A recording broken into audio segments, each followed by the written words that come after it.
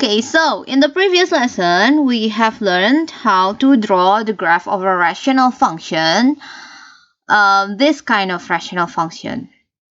Okay, as I mentioned earlier that at first, I just want to show you how to draw the graph of rational function, the simple one. But now I want to explain more about rational function, and I want to show you how to draw the graph of a rational function involving quadratic form in numerator and denominator, like this one. Okay, so let's start. Okay, so now let's take a look at how to draw the graph of a rational function, where this kind of function, okay, with a quadratic form. The first one is to determine the x and y intercepts. You already know how to find the x and y intercepts. Okay, it's like common. Second one is determine the horizontal asymptotes, the ratio of coefficient of the variable with the highest power. In this case, in this kind of form, as you can see, the highest power is 2. Okay, so the coefficient for the x square, or the highest power here, in the numerator is a, and in the denominator is p. So the horizontal asymptote is y equal a over p. Okay, first determine the highest power, and then take the coefficient of the highest power in denominator and in numerator. Okay, if in this case, the horizontal asymptote is y equal a over p. The third one is determine the vertical asymptotes. To find the vertical asymptotes, you equal the denominator with 0. So the denominator equal to 0. And then find the value of x. That makes the denominator equal to 0. The fifth one is determine the sign for the y value. Okay, determine the sign for the y value. Okay.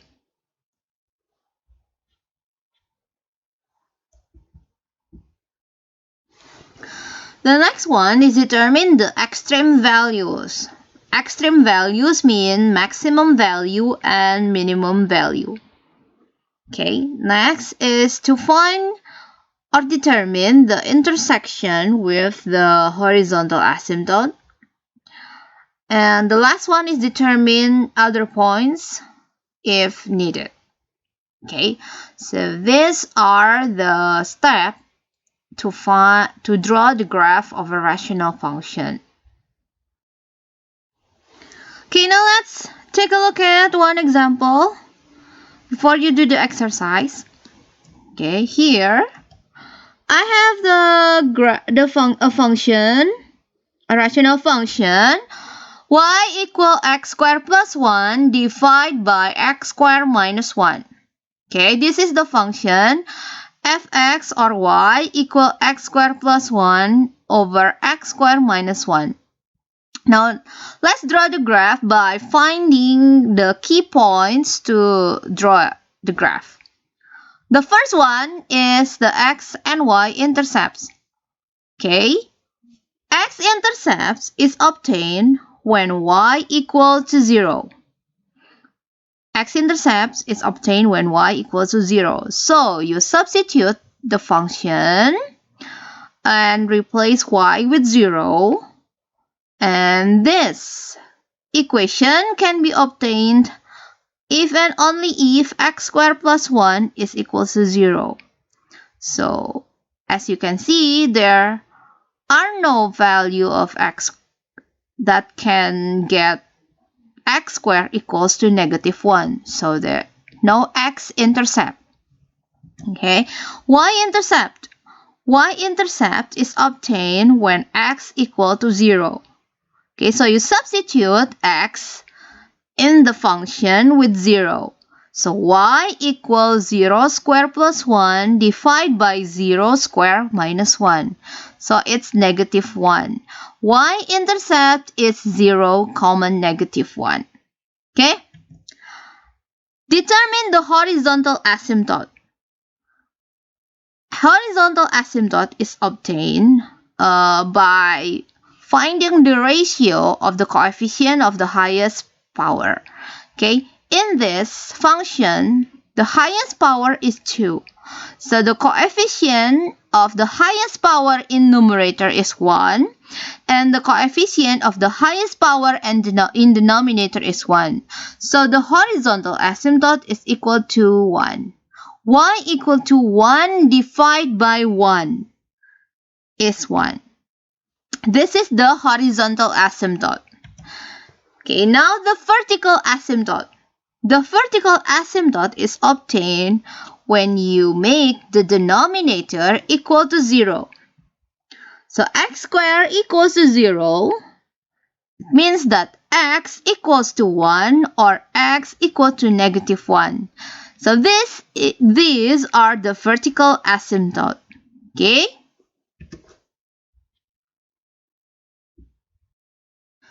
Okay, the next step is determine the sign of y value.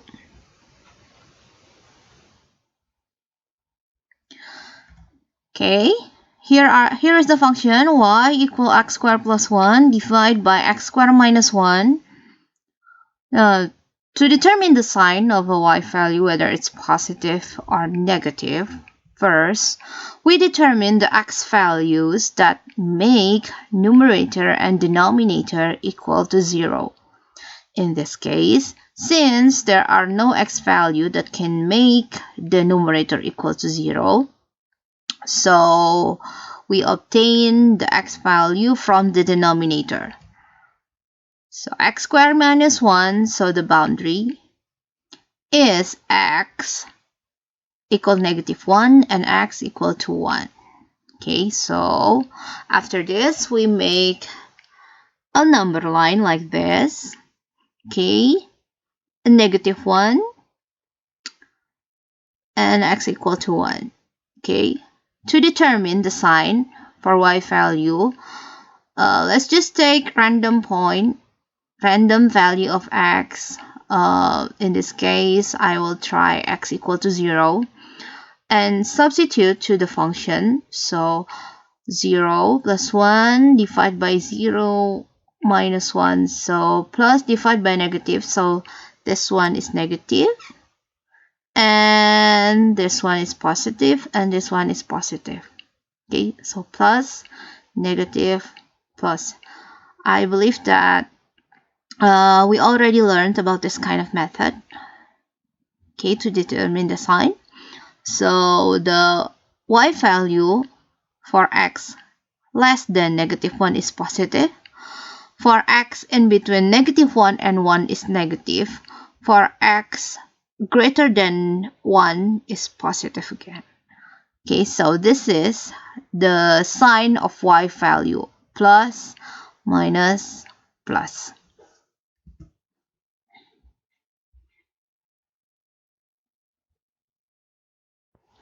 Okay, the next step is to determine the extreme values.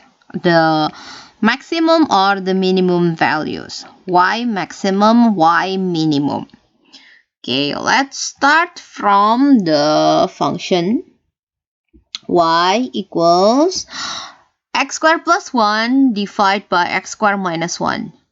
If we cross multiply this equation, we get y multiplied by x squared minus 1 equals to x squared plus 1. Distribute the y, we get y x squared minus y equals to x squared plus 1. And if we simplify this equation and change it into a quadratic equation, we get y x squared minus x squared minus y minus 1 equals to 0. So here we have a quadratic equation of x where A equal to y minus 1, B is equal to 0, and C is equal to negative y minus 1. Okay, so here is the quadratic equation where A is equal y minus 1, B is equal to 0, and C is equal to negative y minus 1.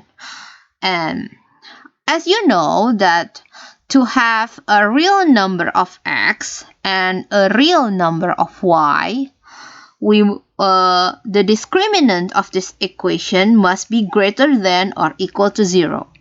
Okay, so to get the x and y as a real number, the discriminant of this equation must be greater than 0, greater than or equal to 0. So, by using the formula of discriminant, we have 0 squared minus 4 times y minus 1 times negative y minus 1 greater than or equal to 0.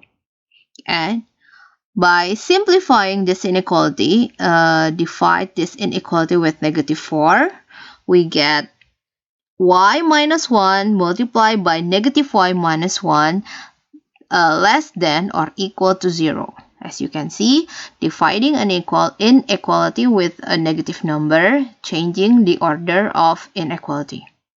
Okay, so here, after this, okay, from this inequality, we get y equals to 1 and y equals to negative 1. Okay, and putting the y value into a number line like this, y equals to negative 1 and y equal 1. Okay, and so we have 3 areas, and here we want to find which value of y that applies the inequality. Okay, so after this, we pick a random number. We usually take 0. Here y equals to 0. And substitute to the inequality. 0 minus 1 is negative 1. 0 minus 1 is negative 1. So here, in between negative 1 to 1, the value of this inequality is positive. And less than negative 1, the value is negative. Greater than 1, the value is negative also.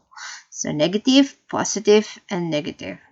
So the y value that applies the inequality is y less than or equal to negative 1, or y greater than or equal to 1. In this case, the negative 1 is the maximum value, and in this case, the 1 is the minimum value. Okay, here is how to find the extreme value.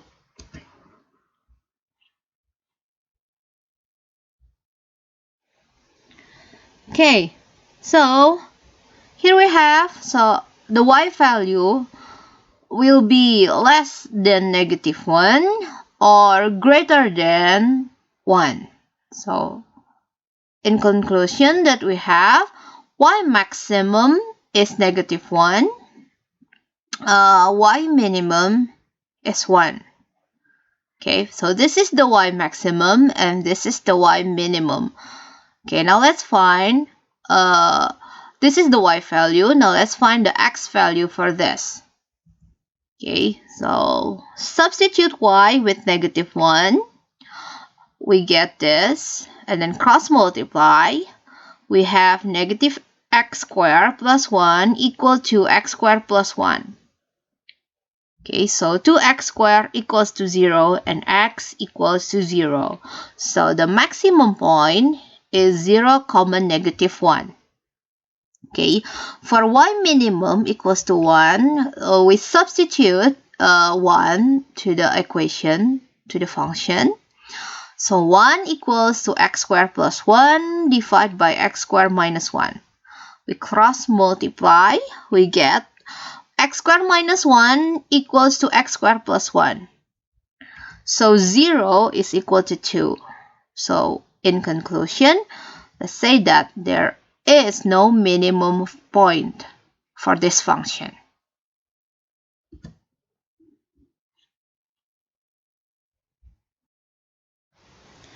Okay, the last one is the intersection with the horizontal asymptote.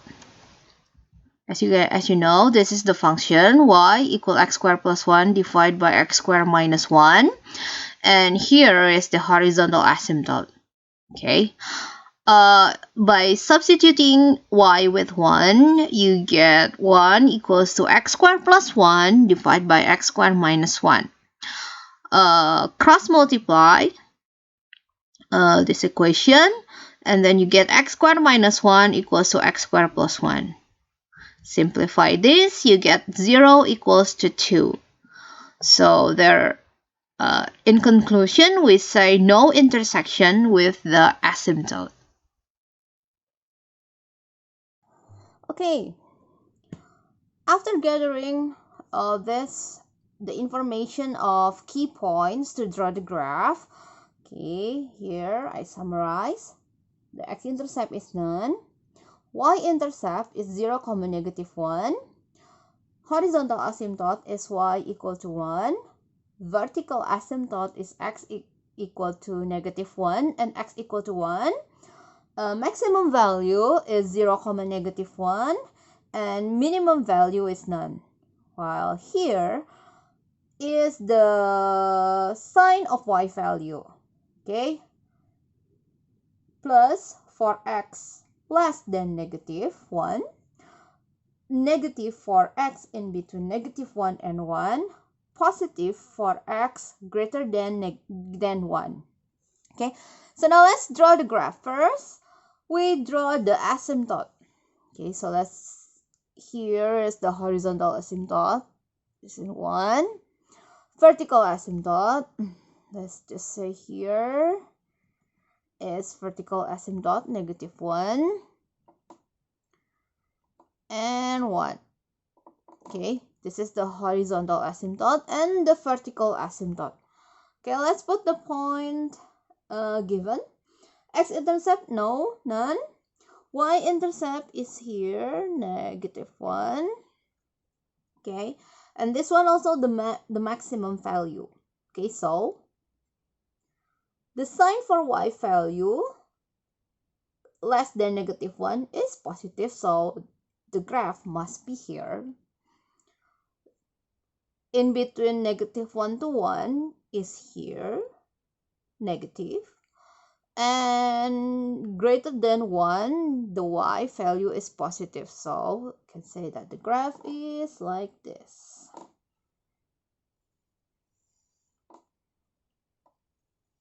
Okay. How do I know that it's not like intersect with the x-axis with the asymptote? Because as you can see, there's no intersection with x-axis. So no intersection. And the graph will never intercept the vertical asymptote. Okay, so here is the graph of this function. Y equal x squared plus 1 divided by x squared minus 1.